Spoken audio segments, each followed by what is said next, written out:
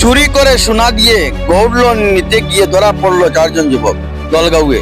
এরই মধ্যে আনোয়ার হোসেন এবং এজাজুল হক নামের যুবককে জিজ্ঞাসাবাদ চালিয়ে জানা যায় তাদের টার্গেট হলো শহরের মধ্যে যে বাড়ি খালি থাকে সেই বাড়িতেই তারা চুরি করে। প্রথমে তাদের থেকে একজন এই বাড়িতে গিয়ে কিভাবে ঢুকবে, কোথায় কি আছে পুঙ্খানুপুঙ্খভাবে জেনে নেয়, এরপর চুরি করে।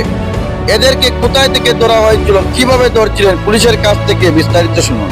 16 জুন তাৰিখে আমি এই ঘটনাৰ লগত জড়িত আনোৱাৰ হুছেইন আৰু ইজাজুল হক নামৰ দলগাঁৱৰ যুৱক দুজনক আমি বাইহাটা চাৰিআলিত ধৰিবলৈ সক্ষম হওঁ।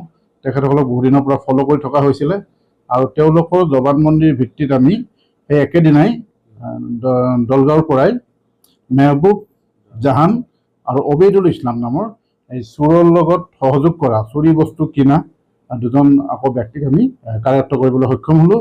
আৰু তেওঁলোকক আমি অধিক সোধপোছ কৰাত তেখেতসকলে এই চোৰৰ আমাৰ এই বাইহাটা চাৰিআলিৰ ঘটনা দুটাত চুৰি কৰাৰ কথা স্বীকাৰ কৰিলে। আৰু তেওঁলোকৰ জবানবন্দীৰ ওপৰত ভিত্তি কৰি তেওঁলোকে এই ঘটনাৰ পৰা চুৰি কৰা সামগ্ৰীখিনি IIFL নামৰ এটা সংস্থাৰ ওচৰত বন্ধকত থয় তাৰ পৰা গোল্ড লোন লোৱা বুলি স্বীকাৰ কৰিলে। আৰু সেইমতে গৈ আমি খাৰুপেটীয়াৰ পৰা এই চুৰি হোৱা সমগ্ৰ আমি গহনা পাতি তাৰ পৰা আমি উদ্ধাৰ কৰিবলৈ সক্ষম হ'লোঁ।